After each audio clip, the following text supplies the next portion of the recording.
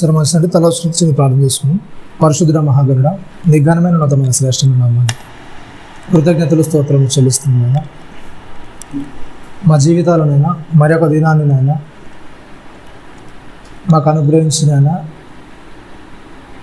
మరలా నాయన నీ సన్నిధిలో చేరినైనా మమ్మల్ని మేము సరి చేసుకునగలుగుటకునైనా మా తప్పులునైనా మీలో ఒప్పుకొనగలుగుటకు నాయన మీలో బలపరచగలుగుటకు నాయన మీరు ఇచ్చిన ఈ గొప్ప భాగ్యాన్ని బట్టి నాయన కృతజ్ఞతలు చెల్లించుకుంటున్నాను నాయన.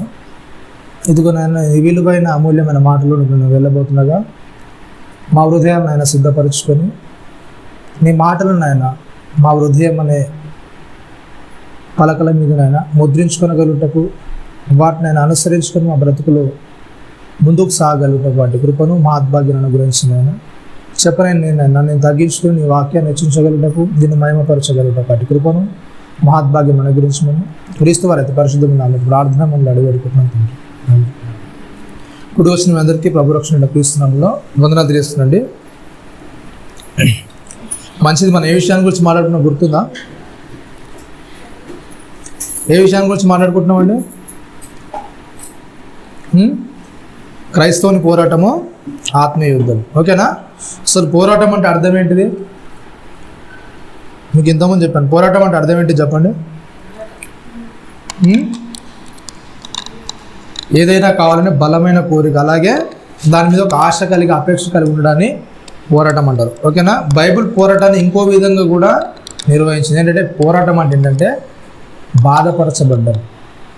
ఓకేనా? పోరాటం అంటే ఏంటంటే ఇంకా బాధపరచబడ్డం అంటే ఏదైనా మనం సాధించగలగడానికి, ఏదైనా మనం గెలుచుకోవడానికి, మనని మనము కోల్పోవడానికి కూడా ఏమంటుందంటే బైబిల్ పోరాటం అంటుంది.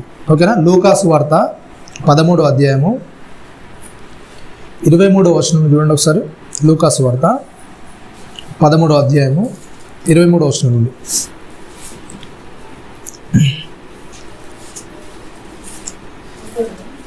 ఒకడు ప్రభువా రక్షణ పొందువారు కొద్దిమందేనా అని ఆయన అడుగగా చెప్తున్నాడు. ఏంటంటే అండి అక్కడ సందర్భం ఏంటంటే ఆయన యెరూషలేమునకు ప్రయాణం అవ్వచ్చు, బోధించు పట్టణంలోను గ్రామంలోను సంచారం చేయుచున్నారు.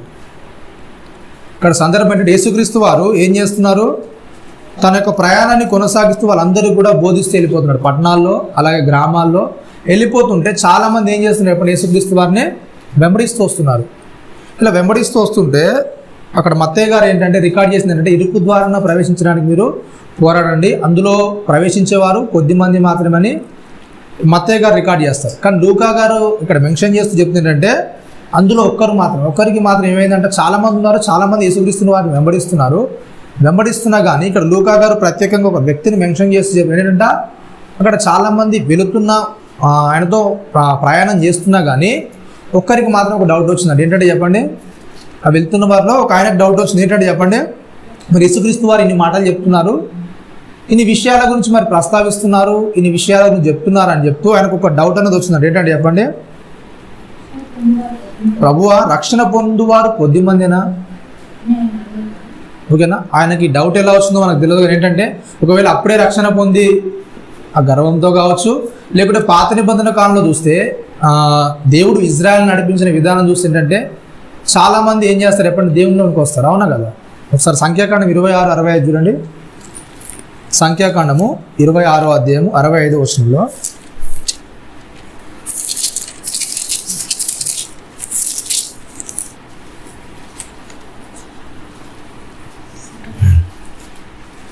సంఖ్యాకాండము 26:65 వచనంలో ఏలయనగా వారు నిశ్చయముగా అరణ్యంలో చనిపోదురని యెహోవాని గురించి సెలవిచ్చెను. ఇప్పుడే కుమారుడైన కాలేబును నూను కుమారుడైన యెహోషువ తప్ప వారిలో ఒకడైనను మిగిలి ఉండలేదు. ఏంటంటే చెప్పండి, ఏమైపోయిందంట? ఎప్పుడైతే వాళ్ళు ఐగుప్తు నుంచి బయలుదేరారో, ఆ యొక్క బానిస బ్రతుకుల నుంచి వాళ్ళు బయలుదేరిన తర్వాత ఏంటంట 40 సంవత్సరాలు దేవుడు వారిని పరిశీలించినట్టుగా మనం చూస్తాం. అట్లాంటి సందర్భాలు ఏంటంటే వాళ్ళు 40 సంవత్సరాలు ఏమైపోయారంటే చెప్పండి, వాళ్ళ హృదయాలను కఠినపరుచుకున్నారు. దేవునికి పౌలు గారు రాసి చెప్తారు ఏంటంటే వారిలో అనేకులు అంటే చాలామంది ఏంటంటే దేవునికి ఇష్టలుగా వాళ్ళని వాళ్ళు మలుచుకోలేకపోయారు. దేవుడు ఏదైతే చెప్పాడో ఆ పద్ధతిని వాళ్ళు అనుసరించలేకపోయారు. దేవుడు ఏదైతే మాట అని చెప్పారో, దేవుడు ఏ విధానాలు అయితే బ్రతకమన్నారో 40 సంవత్సరాలు దేవుడు వాళ్ళకి కావాల్సినవన్నీ ఇచ్చినా కూడా, దగ్గరని నడిపించినా కూడా వాళ్ళ బ్రతుకులు ఏం చేశారంటే చెప్పండి, ఏం చేశారు? మార్చుకోలేకపోయారు. దాన్ని బట్టి దేవుడు ఏదైతే చెప్పాడో దాన్ని అనుసరించి నడుచుకోలేకపోయారు. దాన్ని బట్టి అరణ్యంలో వాళ్ళందరూ కూడా ఏమైపోయినాడు చెప్పండి, ఎవరైతే ఆ యొక్క వాళ్ళ బానిస బ్రతుకు నుంచి బయలుదేరాలో 6 లక్షల మంది కాలువలు, అంటే యంగుగా ఉన్న వాళ్ళు నడిచే వాళ్ళు 6 లక్షల మంది, వాళ్ళు కాకుండా చాలామంది వాళ్ళతో ఆల్రెడీ సుమారు ఒక 20 లక్షల మంది దాకా ఏం చేశారు, కానాన్ నుంచి బయలుదేరారు. ఇట్లాంటి వారు ఏంటంటే ఆ కానాన్ నుంచి బయలుదేరిన వారిలో 2 మాత్రం మిగిలారంట. 2 మాత్రం ఏం చేశారు, ఆ కానాన్లోనికి ప్రవేశించారు. అంటే మిగిలిన వాళ్ళంటే ఆ మధ్యలో పుట్టిన వాళ్ళు కూడా వెళ్ళిపోయారు. కానీ ఏంటి చెప్పండి, అక్కడ నుంచి ఎవరైతే బయలుదేరారో వీళ్ళంతా కూడా ఏమైపోయారు చెప్పండి, దేవుని మాటలనేది, దేవుని యొక్క ఔన్నత్యం అనేది వాళ్ళు తెలుసుకోలేకపోయారు. ఆ త్రోవలను వాళ్ళు ఏం చేశారు, దేవుని యొక్క మార్గాన్ని అనుసరించలేక దేవుణ్ణి ఇబ్బంది పెట్టిన విధానం అనేది మనం చూస్తాం బైబిల్లో. అట్లాంటి పరిస్థితిని గురించి ఈయన ఒకవేళ ఆలోచించి ఇట్లా అడిగి ఉండొచ్చు, ఏంటంటే రక్షణ పొందేవారు కొద్దిమంది. ఒకవేళ 20 లక్షల మంది అక్కడ నుంచి బయలుదేరితే 2 చేరితే, ఓకేనా, 20 లక్షల మంది బయలుదేరి 2 చేరితే మరి సంఘానికి అనేక మంది వస్తున్నారు, ఎంతమంది వెంబడిస్తున్నారు, అందరూ రక్షణలోకి వెళ్తారా? అందరూ కూడా వెళ్ళిపోతారా? మరి దేవునితో పాటు నడవగలుగుతారా? దేవునితో పాటు అందరూ వెళ్ళిపోతారని ఒకవేళ ఆయనకు భయమన్నా వేసి ఆ క్వశ్చన్ అడుగుతున్నాడు ఆయన యేసుక్రీస్తు. ఏంటంటే ఇంతమంది వస్తున్నారు కదా ప్రభు, నేను వెంబడిస్తున్నారు, వీళ్ళందరూ కూడా రక్షణలోకి వెళ్తారా? అవును కదా. అట్లాంటప్పుడు మరి యేసుక్రీస్తు వారు ఏమని సమాధానం చెప్పండి, ఏం సమాధానం చెప్పండి? అయితే వస్తారో లేకుంటే రారని చెప్పాలి. కానీ ఒక మాట చెప్తున్నాడు అక్కడ, చూడండి ఏమంటున్నాడు చూడండి. ఆయన ఏంటంటే అడిగింది ఒక క్వశ్చను, కానీ అందరికి అలా డౌట్ ఉందేమని వాళ్ళందరినీ చూసి చెప్తున్నాడా ఏంటంట, ఆయన వారిని చూచి ఏమని చెప్తున్నాడండి, ఏంటంట, ఇరుకు ద్వారమున ప్రవేశించ పోరాడండి. ఏమని చెప్తున్నాడు? ఆయన అడిగిన క్వశ్చన్ ఏంటంటే, అసలు రక్షణ పొందువారు కొద్దిమందేనంటే యేసుక్రీస్తు వారు ఇస్తున్న ఆన్సర్ ఏంటంటే, ఏమని చెప్పి, ఇరుకు ద్వారంను ప్రవేశించడానికి ఏం చేయండి చెప్పండి, పోరాడండి అని చెప్తూ కింద ఇంకా చెప్తున్నాడు, అనేకులు ప్రవేశింప చూతురు కానీ వారి వలన కాదని చెప్పను. అలాగే మత్తయి సువార్త 7వ అధ్యాయం 13వ వచనం చూడండి ఒకసారి. మత్తయి సువార్త 7వ అధ్యాయం 13వ వచనం.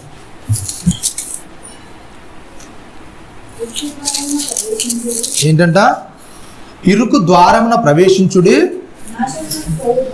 ఏంటంటే నాశనమునకు పోవు ద్వారము వెడల్పును, ఆ దారి విశాలమునై ఉన్నది, దాని ద్వారా ప్రవేశించువారు అనేకులు, జీవమునకు పోవు ద్వారము ఇరుకును, ఆ దారి సంకుచితమై ఉన్నది, దాన్ని కనుగొని వారు ఏంటంట కొందరే.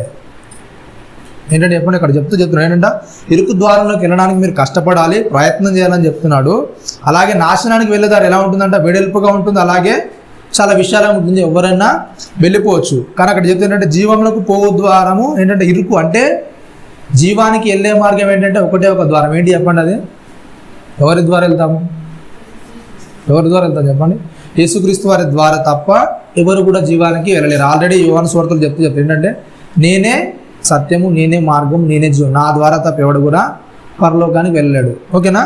ఇట్లాంటి పరిస్థితుల్లో ఏ వ్యక్తి అయితే క్రీస్తును కాక తన సొంత పద్ధతిని అనుసరించి, లేకుంటే తను అనుకున్న మార్గాన్ని అనుసరించి ఇంకేదో పద్ధతిని బట్టి నేను పరలోకానికి ప్రవేశిస్తాను అనుకుంటే అది ఏమవుతుంది చెప్పండి, ఏమవుతుందంటే అదంతా వృధా ప్రయాస అవుతుంది. అట్లాంటి వాళ్ళు చాలామంది ఉంటారు. ఓకేనా. క్రీస్తుని వెంబడించడం మానేసి, క్రీస్తుని అనుసరించడం మానేసి అని చెప్తున్నాడు. ఏంటంటే అనేకులు ప్రవేశించడం అంటే ప్రతి ఒక్కరు కూడా పరలోకానికి వెళ్ళాలి, పరలోకంలో ఉండాలని కోరిక, ఆ తాపన అనేది ఉంటుంది. అవునా కదా. పరలోకంలో దేవునితో పాటు ఉండాలని ప్రతి ఒక్కరికి కూడా ఉంటుంది. కానీ ఉంటుంది, కానీ ఎంతమంది దాని కొరకు ప్రయాసపడతారు, ఎంతమంది దాని కొరకు ఇష్టం కలిగి ఉంటారు. అవును కదా. నేను దేవుని కొరకు వెళ్ళాలి, నేను దేవుని కొరకు బ్రతకాలి అని ఆలోచన ఎంతమందికి ఉంటుంది చెప్పండి. అవును కదా. ప్రతి ఒక్కరు అంటే ఎప్పుడైతే వాళ్ళు ఐగుప్తు నుంచి వెళ్ళారో వాళ్ళందరూ కూడా ఏమనుకున్నారు చెప్పండి, అందరూ కూడా కానాన్ చేరాలి, కానాన్లో మేము నివసించాలనుకున్నారు. అవునా కదా. కానానికి వెళ్తే బాగుంటుంది అని వాళ్ళు అనుకున్నారు. కానీ ఏమైపోయింది చెప్పండి, మధ్యలో వాళ్ళ యొక్క ఆశలు, వాళ్ళ కోరికలు, వాళ్ళ అనుకున్న పద్ధతులు ఏంటంటే దేవునికి వాళ్ళు ఇష్టంగా లేరు. అసలు వాళ్ళు నడుచుకున్న విధి విధానాలు అనేవి వాళ్ళు ఎంచుకున్న బాట అనేది అది సరైనదిగా లేదు. ఎప్పుడైతే మనం దేవుని మార్గంలోకి వస్తున్నామో, దేవుడు ఏదైతే చెప్తున్నాడో దాన్ని అనుసరించడానికి మనం ఏం చేయాలి చెప్పండి? అది చేయడానికి మనం ఇష్టపడాలి. మన ఇష్టమైన దారిలో వెళ్తూ మనకు నచ్చినట్టు చేస్తూ పర్లేదులే, దేవుడు ఒప్పుకుంటాలే, దేవుడు ఏదైనా సమర్థిస్తాలే, ఎందుకంటే కృపలో మనం బ్రతుకుతున్నాము, అవునా కదా, ఏదైనా సరే సహిస్తాలి అని ఎప్పుడైతే మనం తప్పుడు మార్గాన్ని ఎంచుకొని దేవుడు చెప్పిన మార్గాన్ని కాకుండా వేరే మార్గంలోకి ఎప్పుడైతే వెళ్తామో, అట్లాంటి పద్ధతులు వెళ్ళేవారు ఎవరు కూడా ఏం చేయరు చెప్పండి? దేవుని దగ్గరికి వెళ్ళరు. కానీ ఇరుకు ద్వారంలోకి వెళ్ళడానికి ఏం చేస్తారు చెప్పండి? కొద్ది మంది మాత్రమే ప్రయత్నం చేస్తారు, కొద్ది మందిని మాత్రమే దానిలోకి వెళ్ళడానికి ఇష్టపడతారు. ఇదే డౌట్ శిష్యులకు కూడా వచ్చింది, అవునా కదా? మత్తయి సువార్త 19వ అధ్యాయము ఒకసారి చూడండి.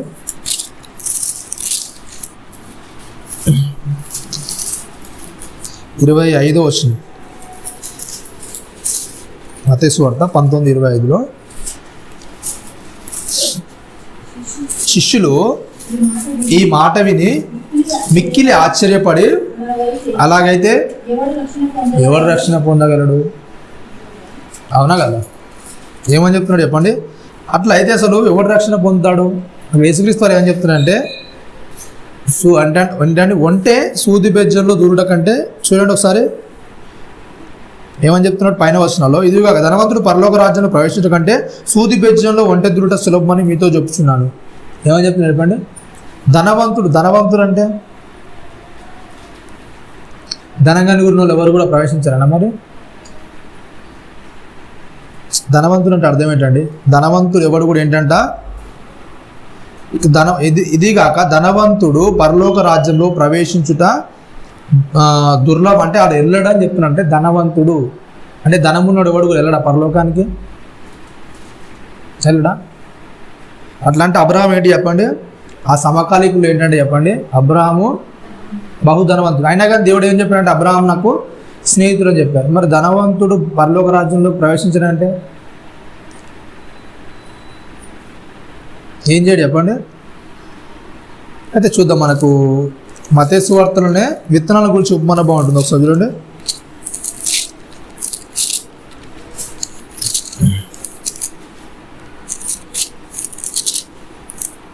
మత్తయి సువార్తలో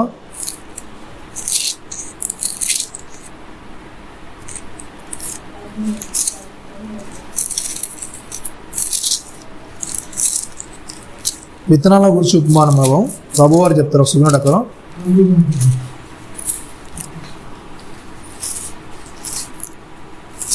22వ వచనం చూడండి.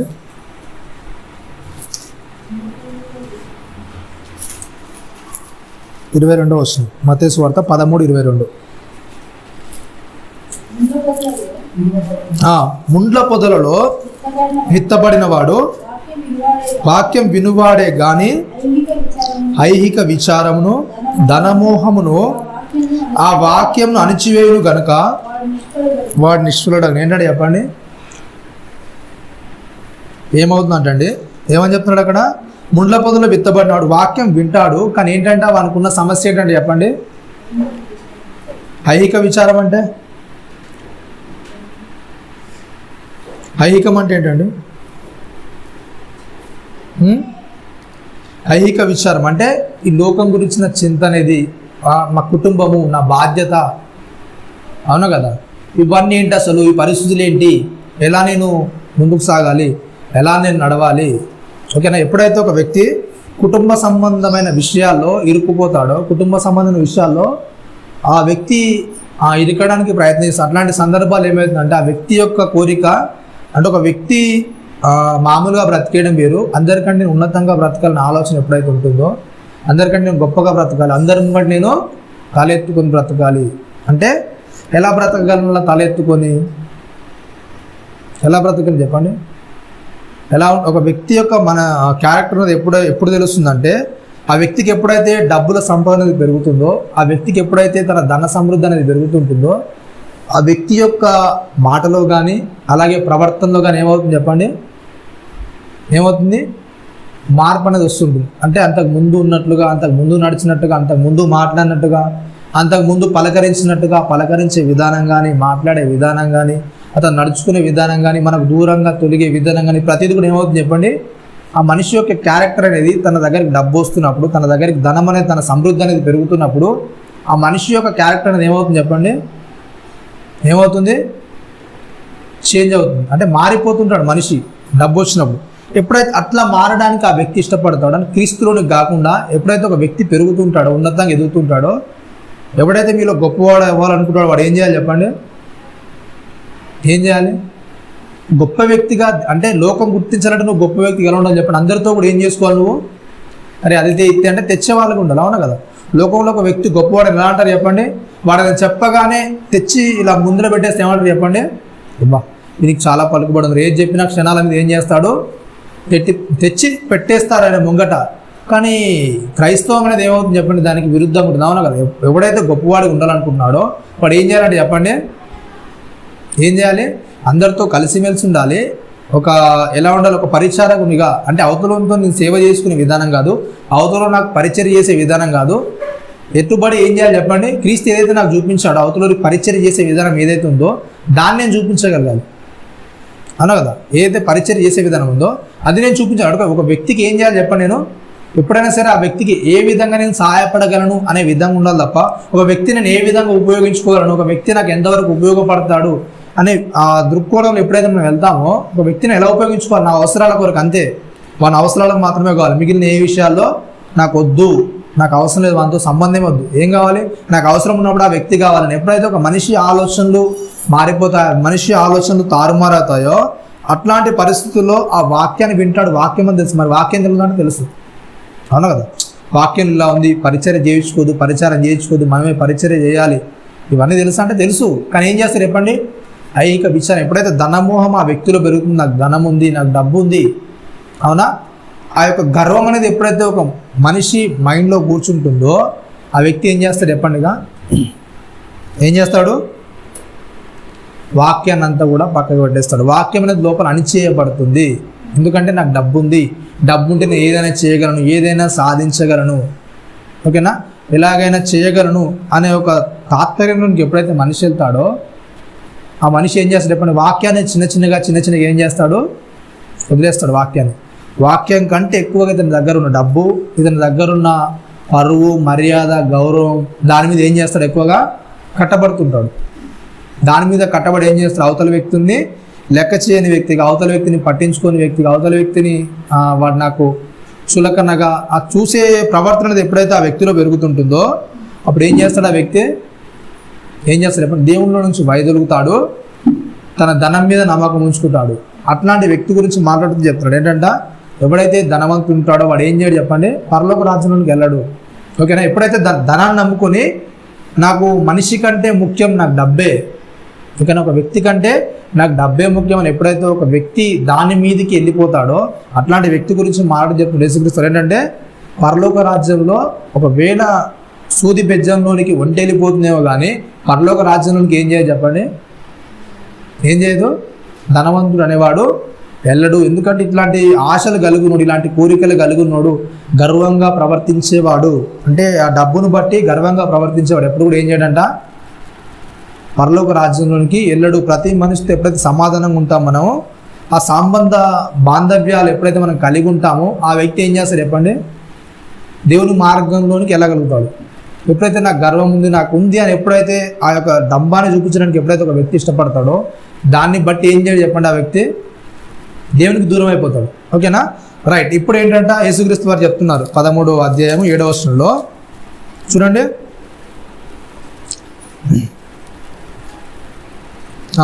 ఇరుకు ద్వారమును ప్రవేశించుడి, నాశనమునకు పోవు ద్వారము వెడల్పును, ఆ దారి విశాలమునై ఉన్నది, దాని ద్వారా ప్రవేశించు వారు ఏంటంట? అనేకులు. జీవమునకు పోవు ద్వారము ఇరుకును, ఆ దారి సంకుచితమై ఉన్నది, దాన్ని కనుగొని వారు ఏంటంట? కొందరే, అవును కదా? దాన్ని తెలుసుకున్న వారు ఎంతమంది ఉంటారంట? ఎంతమంది ఉంటారండి? కొద్ది మంది ఉంటారు. అంటే ఇరుకు దారిలోనికి వెళ్ళాలి, నేను ఇబ్బంది పడాలి, నేను కష్టపడాలి అనుకున్నారు ఎంతమంది ఉంటారు చెప్పండి? అవునా కదా? మనల్ని మనం తగ్గించుకోవాలి, మనల్ని మనం నొప్పించుకోవాలని ఎంతమంది అనుకుంటారు? ప్రతి విషయాల్లో నన్ను నేను తగ్గించుకోవాలని ఎంతమంది అనుకుంటారు చెప్పండి? ప్రతి విషయంలో కూడా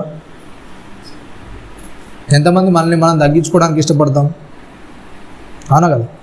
ఎప్పుడైతే మనం జీవం అనే మార్గంలోకి వెళ్ళాలనుకుంటామో ప్రతి విషయాల్లో కూడా ఒక క్రైస్తవుడిగా మనల్ని మనం ఏం చేసుకోవాలి చెప్పండి?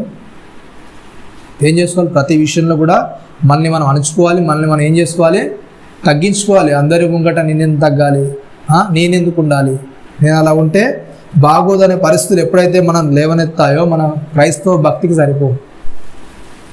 ఓకేనా? ఏంటంటే యేసుక్రీస్తు వారే పరలోకం విడిచేసి భూమి మీదకి వచ్చి ఆయన పరిచర్య చేసామను కదా. అంటే దేవుడే ఏం చేశాడు? పరిచర్యకు పూనుకొని తన్ను తాను తగ్గించుకొని రిక్తుడయ్యి భూమి మీద సేవ చేసినప్పుడు మరి భూమి మీద ఉన్న మనం ఆయన కంటే ఎంత గొప్పగా ఉండాలి? అవును కదా. ఎంత గొప్పగా మన బ్రతుకు జీవితాలను చూపించాలి చెప్పండి. అంత ఉన్నత స్థానాన్ని వదిలేసి ఆయన అంత తగ్గినప్పుడు భూమి మీద ఏదో కొద్ది కాలం ఉండే వ్యక్తి కొద్ది డబ్బును బట్ట, సిరిని బట్ట, ఇంకేదో పరపతిని బట్ట మనం మన యొక్క ఆ గర్వాన్ని చూపించడానికి ఏమవుతుంది చెప్పండి? పరలోక రాజ్యానికి వెళ్తామా? వెళ్ళమండి. ఇంకోటి ఎలా ఉండాలి మన మనస్సు అన్నది అంటే యేసుక్రీస్తు వారి మాట చెప్తాడు. అక్కడ నిలుచున్న చిన్న బిడ్డలో ఒక బిడ్డను తీసుకొని తన దగ్గరికి ఏంటంటే మీరు ఈ చిన్న బిడ్డల వల్ల మార్పు చెందితేనే కానీ ఏం చేయాలంట? ఏం చేయాలి చెప్పండి? పరలోక రాజ్యం వెళ్ళాలి. అంటే చిన్నపిల్లల మనస్తత్వం అనేది మనకు రావాలంటే ఎలా ఉంటుంది? చిన్నపిల్లల మనస్తత్వం అనేది ఎలా ఉంటుంది చెప్పండి? చాలామంది అంటే కల్లా కపటం వాళ్ళకి తెలియదు. అవునా కదా. అంటే కల్లా కపటం అంటే ఏంటి చెప్పండి? ఏం తెలియదు వాళ్ళకు? నటించడం అనేది తెలియదు. అవునా కదా. అవునా? నీ ముంగట ఒకలాగా నా ముంగట ఒకలా వాళ్ళ ఉండడం కపటం అనేది వాళ్ళకి తెలియదు. అవునా? ఒకరి ముంగట ఒకలా ఇంకొకరి ముంగట ఇంకొకలా నటించడం అనేది వాళ్ళకి ఏం తెలియదు చెప్పండి. చిన్నపిల్లలకి ఏది కూడా తెలియదు. ఒకవేళ ఎవరన్నా పొరపాటున వాళ్ళని కొట్టినా కానీ వాళ్ళు ఏం చేస్తారు చెప్పండి? మరలా ఏం చేస్తారు? మరలా దగ్గరికి వెళ్తారు. అవునా కదా. కొట్టింది ఏం చేస్తారు వాళ్ళు? మర్చిపోతారు. ఒకవేళ తిట్టినా ఏం చేస్తారు వాళ్ళు? మర్చిపోయి ఏం చేస్తారు? మరలా ఎవరైతే కొట్టారో ఎవరైతే తిట్టారో వాళ్ళ దగ్గర వెళ్ళి ఆడుకోవడానికి వాళ్ళ దగ్గర వెళ్ళి ఉండడానికి ఏం చేస్తారు? చిన్నపిల్లలు ఇష్టపడతారు. ఓకేనా. మరి చిన్నపిల్లల మనస్తత్వాన్ని పొందడం అంటే మీకు అలాంటిది ఏమైనా అయితే మీరు వెళ్తారా? ఎవరి దగ్గరికైనా వెళ్తారా? లేదండి. ఒక వ్యక్తితో మీరు సంబంధం కలిగి ఉంటారు. ఒకవేళ అలాంటి చిన్న తగువులు ఏమైనా అయితే ఒకవేళ ఎవరైనా పొరపాటున మిమ్మల్ని దూషిస్తే తిడితే మీరు వెళ్ళి వాళ్ళతో కలిసి ఉండడానికి ఇష్టపడతారా? ఇష్టపడరు. ఏం చేస్తారండి? అంటే మనం ఇరుకు మార్గం అంటే ఏంటంటే మనల్ని మనం ఏం చేసుకోవాలి చెప్పండి? ఎంతవరకు నలగొట్టగలుగుతామో, ఎంతవరకు మనల్ని మనం నలగొట్టుకోగలుగుతామో అంతవరకు మనం ఏం చేయాలి చెప్పండి? మనల్ని మనం నలిచేసుకోవడం. అంటే ప్రతి విషయంలో కూడా మనల్ని మనం తగ్గించబడ్డాం. అవునా. చాలా విషయాలు ఏంటంటే ఒకవేళ గొడవ అయింది అనుకోండి, అవతలి వ్యక్తి వచ్చి ఏం చేయాలి? నాకు ఏం చేయాలి చెప్పండి? అవతలి వ్యక్తి వచ్చి నాకు క్షమాపణ చెప్పాలి. ఎందుకు? తప్పు నాది కాదు, నేను తప్పు చేయలేదు. అవునా కదా. తప్పు నేను చేయనప్పుడు నేను ఎందుకు వెళ్ళి ఒప్పుకుంటా? నేను ఎందుకు క్షమాపణ అడుగుతాను? అవునా. అట్లాంటి దాని గురించి కూడా మాట్లాడి చెప్తాడు. చూడండి ఒకసారి మత్తయి సువార్త 5వ అధ్యాయము 23వ వచనం చూడండి. మత్తయి సువార్త 5వ అధ్యాయం 23వ వచనంలో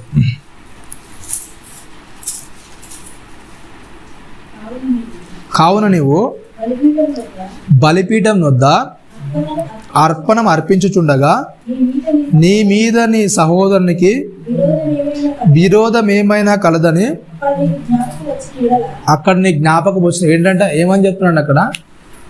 యేసుక్రీస్తు వారి మాట చెప్తాడు ఏంటంట? కావున నీవు బలిపీఠం వద్ద అర్పణం అర్పించుచుండగా నీ మీద నీ సహోదరునికి ఏమైనా విరోధం కలదని నీకు అక్కడ జ్ఞాపకం వస్తే ఏం చేయాలంట? ఏమని చెప్తున్నాడండి? సరే కింది వచనం చదవండి, దాని గురించి కంప్లీట్ చేద్దాం. బలిపీఠం ఎదుటనే నీ అర్పణని విడిచిపెట్టి మొదట వెళ్ళి నీ సహోదరునితో ఏం చేయాలంట? ఎవరు వెళ్ళి సమాధానం పడాలి?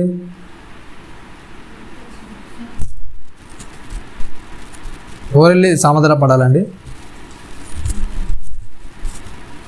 సహోదరుడు అంటే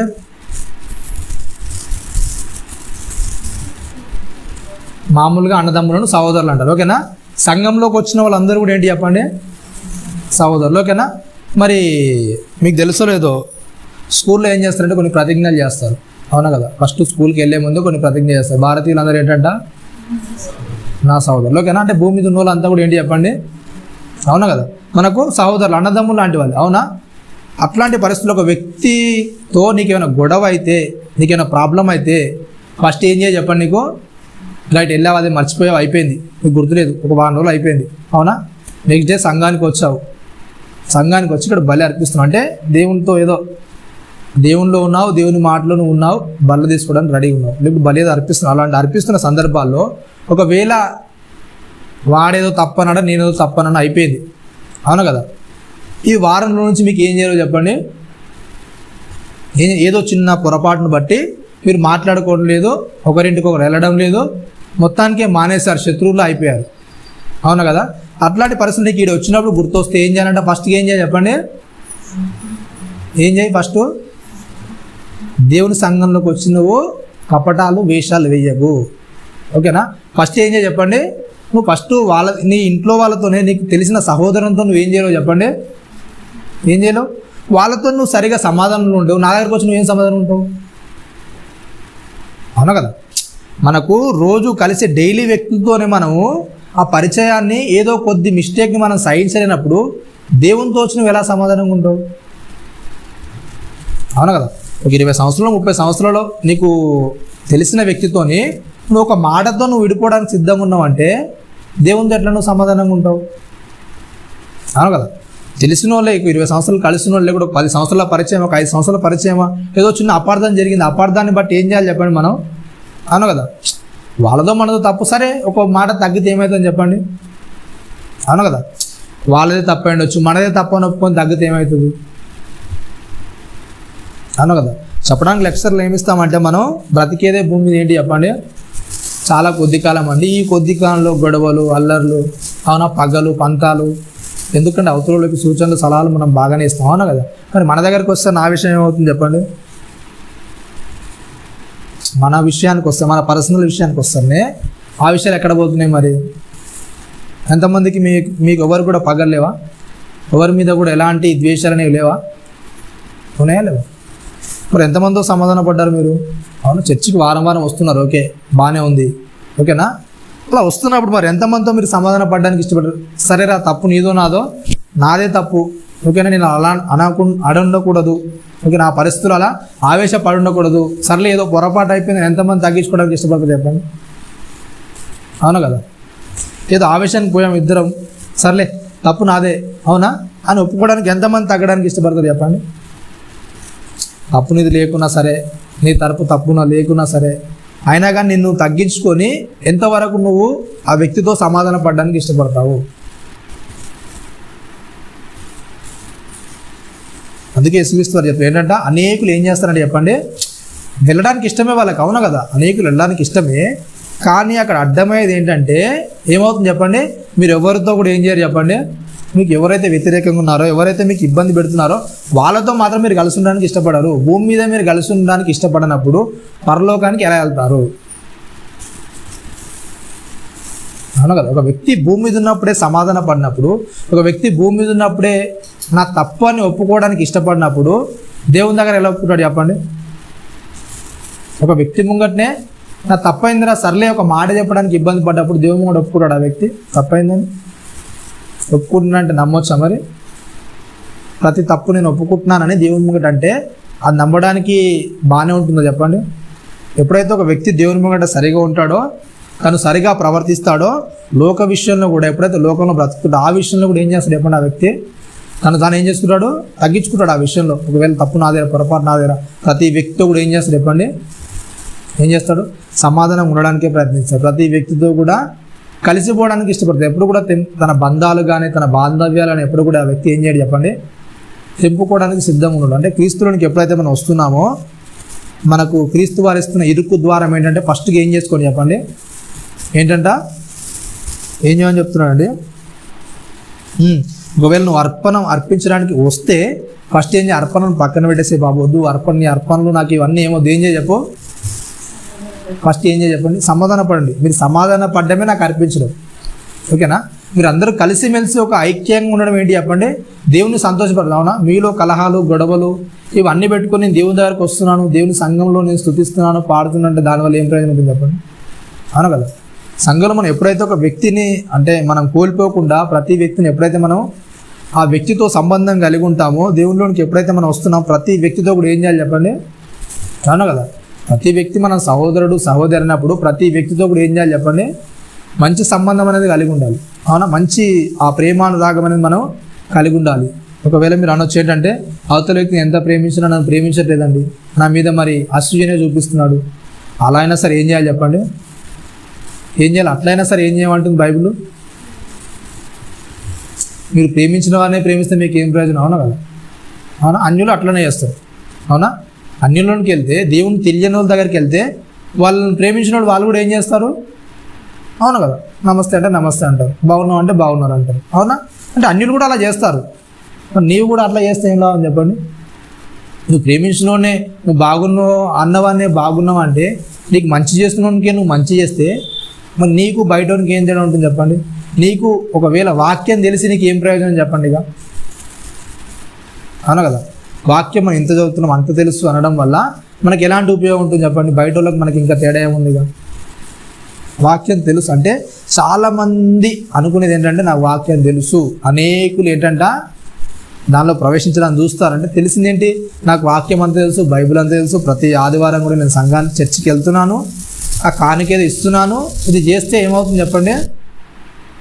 ఆరాధన అనేది ముగిసిపోతుంది. అంటే సండే ఆరాధన ఆ రోజుతో కంప్లీట్ అయిపోయింది. నేను దేవుని దగ్గరకు వెళ్ళాను కాబట్టి ఏం చేస్తాడు దేవుడు? నన్ను చనిపోయినప్పుడు ఏం చేస్తాడు? మరలా నన్ను గుర్తు చేసుకుంటాడు, నాకు అక్షయ శరీరాన్ని మరలేస్తాడు, నన్ను ఆయనతో పాటు లేపేస్తాడు, నన్ను కూడా తీసుకొని పోతాడు. ఏం చేస్తున్నాడు చెప్పండి?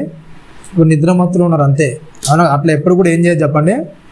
జరగదు. అది ఎప్పుడైతే మనం క్రీస్తు స్వారూప్యంలోనికి ఎప్పుడైతే వస్తామో, క్రీస్తు ఏదైతే స్వారూప్యంలో ఉన్నాడో ఆ స్వారూప్యంలోనికి ఎప్పుడైతే మనం రాగలుగుతామో అప్పుడు ఏం చేస్తాం మనం? అవునా కదా? అట్లా అయితేనే మనం వెళ్తాం. మీకు తెలుసో లేదో, దేనికైనా సరే ఒక విధమైన అచ్చ అనేది ఉంటుంది. అవునా కదా? ఈ ఫోన్ అనేది ఉంది అనుకోండి, దీనికి ఏముంది చెప్పండి? ఒక పౌచ్ అనేది ఉంది. అవునా కదా? ఈ పౌచ్ ఒకవేళ దీనికి సరికాని పౌచ్ అనేది తీసామనుకో ఏమవుతుంది చెప్పండి? అది దీనికంటే చిన్న పౌచ్ తెచ్చేసాను అనుకోండి, ఏమవుతుంది? ఆ ఫోన్ అందులో పడుతుందా? ఏమవుతుంది అది? అవునా? అది బయటనే ఉంటుంది. అవునా కదా? రైట్. ఆ విషయాన్ని కొద్దిగా ముందుకెళ్ళి చూద్దాం ఒకసారి. వెళ్ళండి మత్తయి లూకాసు వార్తలో చూద్దాం. లూకాసు వార్త 13వ అధ్యాయంలో 25వ వచనం.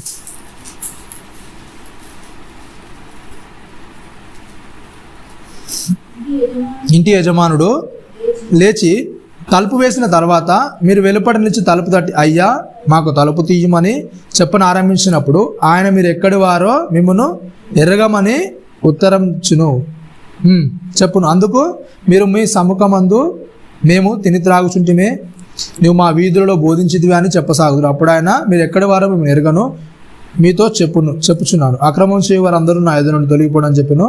అబ్రహాము ఈ విషయాన్ని చెప్తున్నాడు. ఎప్పుడైతే ఒక వ్యక్తి క్రీస్తు స్వారూప్యంలోకి రాడో ఏం చేస్తాడు ఎప్పుడు? ఆ లోపలికి ఏం చేయడు?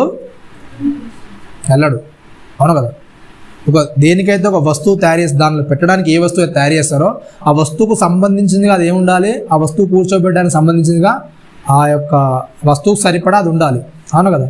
అది లేకుంటే ఏమవుతుంది చెప్పండి? ఆ వస్తువు బయటికే నెట్టేయబడుతుంది. అవునా? అట్లాగే ఎప్పుడైతే మనం క్రీస్తు ద్వారా వెళ్ళాలి కనుక ఆయనలో ఉన్న గుణ లక్షణాలు మనం ఏం చేయాలి చెప్పండి? ఏం చేయాలి? ఆయనలో ఉన్న గుణ లక్షణాల ద్వారా మాత్రమే మనం క్రీస్తు ద్వారా ప్రవేశిస్తాం. అవునా? బయట ఇంకో దారి అనేది లేదు. నువ్వు ఇంకో దారం ద్వారా నేను వెళ్తాను క్రీస్తులోనికి అంటే పరలోకాన్ని నేను ఇంకో దారి ద్వారా నేను వెళ్తాను అంటే అది ఏమవుతుంది చెప్పండి? అది వల్ల పడదు, అది సాధ్యం కాదు. క్రీస్తులో ఏవైతే లక్షణాలు ఉన్నాయో అవన్నీ కూడా నువ్వు ఏం చేసుకోవాలి చెప్పండి? తెచ్చుకోవాలి. క్రీస్తులో ఉన్న లక్షణాలు అనేవి కూడా మనలోనికి తెచ్చుకోవాలి. క్రీస్తులో ఉన్న తగ్గింపు తత్వం అనేది మనలోనికి రావాలి. ఎప్పుడైతే అవన్నీ మనలోనికి వస్తాయో అప్పుడు క్రీస్తు స్వారూప్యతలో మనం ఉంటాము. ఆ క్రీస్తు ద్వారా మనం ఏం చేస్తాం? ఆ లోపలికి వెళ్తాం. ఇవన్నీ లేకుండా మరి నేను వెళ్ళిపోతాను, నేను క్రీస్తుతో ఉంటాను అంటే ఏమవుతుంది చెప్పండి? అది మనకు అలాగానే ఉంటుంది తప్ప మనం నిజంగా ఆ లోకానికి మనం వెళ్ళము. కాబట్టి ప్రతి విషయంలో కూడా ఏం చేసుకోవాలి చెప్పండి? మనల్ని మనం పరీక్షించుకోవాలి. ఇరుకు మార్గం అనేది చాలా ఇరుగ్గా ఉంటుంది. ఓకేనా? ఆ ఇరుకైన ప్రదేశంలోనికి ఎప్పుడైతే మనల్ని మనము తగ్గించుకోగలుగుతామో, అవతలతో సమాధాన పడగలుగుతాము, ప్రతి విషయాలు మనల్ని మనం ఓర్చుకోగలుగుతాము. పోరాటం అంటే ఇంకేంటి చెప్పండి? మనల్ని మనం బాధపరుచుకోవడం. ఓకేనా? అట్లా ఎప్పుడైతే మనల్ని మనం బాధించుకొని క్రీస్తు కొరకు మనల్ని మనం తగ్గించుకొని ఉంటామో అప్పుడు ఏం చేస్తాం చెప్పండి? మనం క్రీస్తు దగ్గరికి మనం వెళ్తాం, క్రీస్తులోనికి మనం వెళ్తాం. ఎప్పుడైతే మనం తగ్గించుకోకుండా గర్వంగా ప్రవర్తిస్తాం అనుకోండి, అప్పుడు ఏమవుతుందో చెప్పండి, భూమి మీద అందరితో సమాధానంగా ఉండం. ఒకవేళ వెళ్ళిన తర్వాత కూడా మన పరిస్థితి ఏమవుతుంది చెప్పండి. ఆ కింది విషయాలు చెప్తారు ఏంటంట, వారిలో ఏంటంట ఏడ్చుటయు పండ్లు కొరుకుంటూ ఉంటుందంట.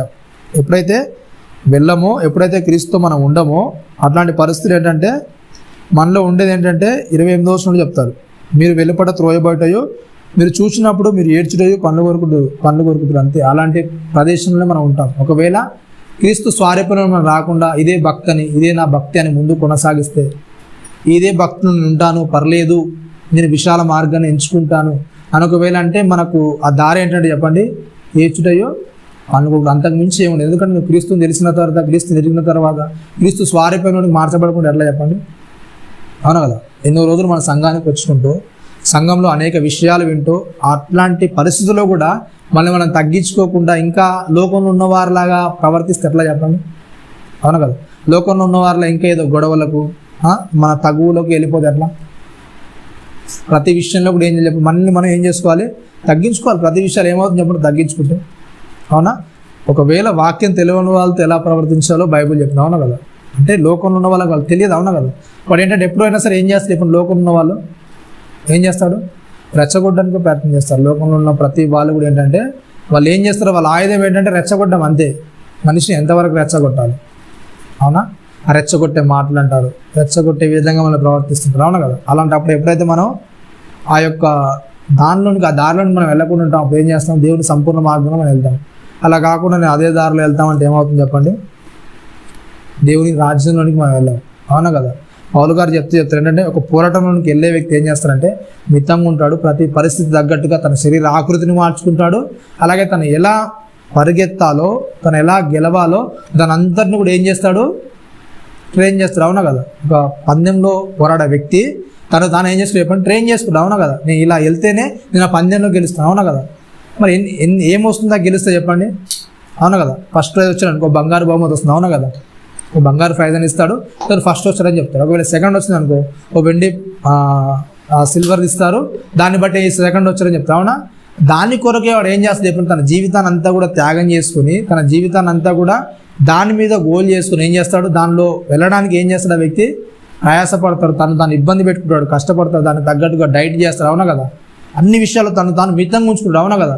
తినాల్సిన కోరికలు చాలా ఉంటాయి, చాలా తినాలంటుంది, కానీ ఏం చేస్తాడు, డబ్బు ఉంటుంది, అన్నీ ఉంటాయి, కానీ ఏంటి చెప్పండి, దాంట్లో గెలవాలంటే ఏం చేయాలి, ఈ ఆహారాన్ని ఏం చేయాలి, వదిలేసాలి, దీన్ని విడిచిపెట్టాలి, నాకు ఇష్టమే, కానీ ఏం చేయాలి, ఆ పోటీలో నేను గెలవాలంటే ఇవన్నీ కూడా ఏం చేసుకోవాలి, వదిలేసుకోవాలి, మితంగా తినాలి, దీని కొరకు నేను కొద్దిగా డైట్ అనేది చేయాలి, అవునా కదా. శరీరాన్ని చంపేసుకుంటాడు, తన ఆశలను చంపేసుకుంటాడు, తన కోరికలు అన్నింటిని కూడా ఏం చేస్తాడు, చంపేసుకుంటాడు, అవునా కదా. అంటే ఒక బహుమతిని గెలవడానికి అంత ప్రయత్నం చేస్తే మరి మనకు వచ్చేది ఒక చిన్న బహుమతి చెప్పండి, అవునా కదా. పరలోకం వెళ్ళడం అంటే చిన్న మాట చెప్పండి, అవునా. ఒకవేళ గెలిచారనుకోండి, చిన్న బంగారు పథకం ఇస్తారు, అవునా కదా. ఒకవేళ నువ్వు పరలోకం వరకు గెలిచావానికి ఏమవుతుంది చెప్పండి. ప్రకటన గ్రంథంలో యోహాన్ గారు వివరిస్తూ చెప్తారు ఏంటంట, ఎలా ఉంటాయంట వీధులు, ఎట్లుంటాయంటండి అంటే వీధులు ఎలా ఉంటాయంట, బంగారం మీద నడుస్తాం. అట్లాంటి ప్రదేశాలను నువ్వు వెళ్ళాలంటే ఏం చేయాలి, ఎంత పోరాటం చేయాలి మరి, అవునా కదా. చిన్న తులం ఒక ఎవరైనా చనిపోయారు అనుకోండి ఇంట్లో వాళ్ళు, తులం అర్ధ తులం గురించి ఏం చేస్తారు చెప్పండి, బంగారం గురించి, అవునా కదా. నానా గొడవలు, నానా తంటాలు, అవునా. అట్లాంటిది ఏంటంటే నువ్వు అసలు ఆ వీధి అంతా ఏంటి చెప్పండి, నువ్వు నడిచే మార్గం ఏంటంట, బంగారు మార్గం. అంటే దానికంటే విలువైన ప్రదేశాలు నువ్వేం చేస్తావు, నడుస్తావు. అట్లాంటి ప్రదేశాలకు వెళ్ళాలంటే ఏం చేయాలి చెప్పండి. దేవుడు చెప్పింది ఏంటంటే ఏదో మిమ్మల్ని మీరు చంపుకోండి వదిలేసుకున్నాను కాదు, కానీ ప్రతి పరిస్థితిలో కూడా ఏం చేయాలి చెప్పండి, మనం క్రీస్తు తగ్గ మాదిరి అనేది మనం బ్రతకాలి అంతే. క్రీస్తు ఏదైతే భూమి మీద చూపించాడో దాన్ని అనుసరించి మనం బ్రతకాలి, అవునా కదా. అంటే మనం ఎట్లా ఉన్నామో మంచిగా బ్రతకాలి అంతే భూమి మీద, అవునా. మనం చేసేది ఏంటంటే మంచిగా సర్వసాధారణంగా క్రీస్తు ఎలా అయితే బ్రతికాడో ప్రతి వారికి కూడా మంచి చేసే ఆలోచన అనేది మన జీవితంలో ఉండాలి అంతే. ప్రతి వారికి కూడా మేలే చేయాలి, కీడు చేయాలి. ఒకవేళ కీడు చేసినా కానీ మరలా వారికి కీడు చేయాలని ఆలోచన మన హృదయాల్లోనికి రాకుండా జాగ్రత్త పడాలి. ప్రతి సందర్భంలో కూడా ప్రతి వ్యక్తి కొరకు కూడా మంచి ఆలోచన కలిగి ఉండాలి తప్ప ఆ వ్యక్తి కీడు చేద్దామనే ఆలోచన మనలోనికి ఏం చేయొద్దు, రానియద్దు, అవునా. క్రీస్తులో అలాంటి తత్వం అనేది లేదు, మనలోని కూడా అది రావద్దు. మిగిలిన విషయాలు మిగిలిన ఆధారంలో మాట్లాడుకుందాం, తల ఉంచుకొని ప్రార్థించుకుందాం. పరిశుద్ధుడా మహాగణుడా, నీ ఘనమైన ఉన్నతమైన శ్రేష్టమైన నామానికి కృతజ్ఞతలు స్తోత్రంలో చెల్లిస్తున్నాను నాయన. విన్న మాటలు నాయన మా హృదయంలో ఫలించిన ఆయన నీ కొరకు నాయన మమ్మల్ని సరిదిద్దుకొనగలుగుటకు, మాలో ఉన్న గర్వాన్ని నేను అణిచివేయగలుగుటకు, నీ వాక్యం ద్వారా నాయన బలపరచగలుగుటకు, నీలో నాయన పురికొల్పుటకు, ప్రతి వారితో నాయన సమాధానం కలిగి ఐక్యత కలిగి నాయన మా జీవితాల్లో ముందుకు కొనసాగే అటు కృపను మీ యొక్క ఆత్మ సహాయాన్ని మాకు అనుగ్రహించిన ఆయన, మీ ఆత్మ నిగ్రహాన్ని మాకు అనుగ్రహించిన ఆయన. ఇదిగో నాయన విలువైన మాటలు విన్న మేము నాయన అంతే విలువైన వారిగా మా జీవితాల్లో బ్రతకగలుగుటకు మీ యొక్క కృపను అటు సహాయాన్ని మాకు అనుగ్రహించమని క్రీస్తు వారి అతి పరిశుద్ధమైన నామమున ప్రార్థన మనల్ని అడిగి వేడుకుంటున్నాను తండ్రి. అందరికీ వందనాలండి.